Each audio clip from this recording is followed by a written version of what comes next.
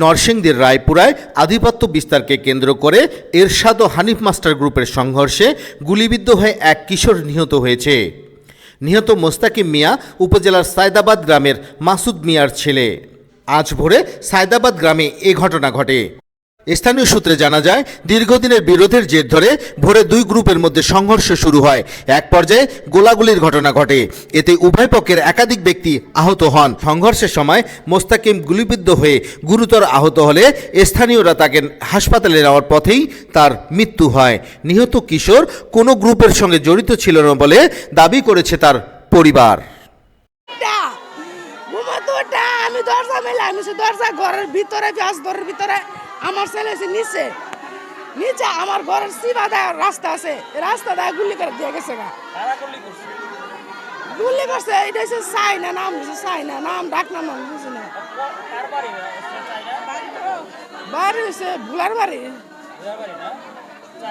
জি চাইনা নাম ডাক নাম আমি আপনার ভাই বাইরে বারো না নাম টাম জানিও না। আমি এদিকে রই এদিকে রই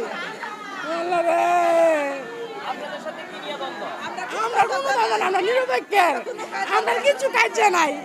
আমার মানুষ হয়েছে বাইরে, আমার দুটা ছেলে আমার আরেক ছেলে সেনা বাইরে চাকরি করে, দুইটা ছোট ছোট বাচ্চা আমি বাচ্চাই।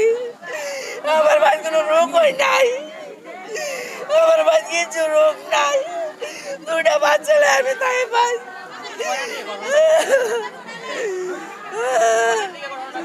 ছয়টা সময় ছয়টা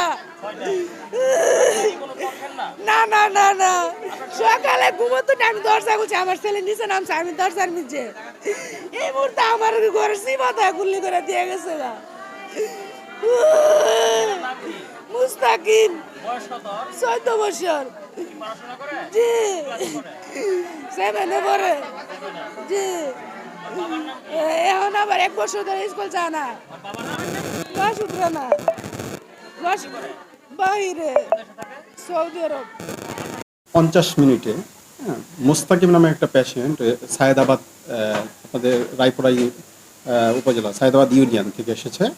তো আমরা তাকে ওই প্রাথমিকভাবে পরীক্ষা নিরীক্ষা করে দেখেছি যে ওর শরীরে একটা বাম পাশে একটা গুলির চিহ্ন পাওয়া গিয়েছে, বড় ধরনের, এবং এটা একটা এন্ট্রি পয়েন্ট এবং এক্সিট পয়েন্ট রয়েছে, ঠিক আছে।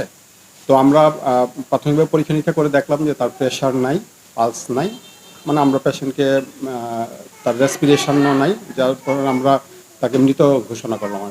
আর ইসিজিও করেছি ইতিমধ্যে, ইসিজি করে আমরা রেখে দিয়েছি। আর আমরা পুলিশকেও আমরা ইনফর্ম করেছি যে ওরা যাতে এসে এ ব্যাপারে যথাযথ পদক্ষেপ নেয়। ডাক্তার বিমল বরণ ধর, মেডিকেল অফিস হিসেবে।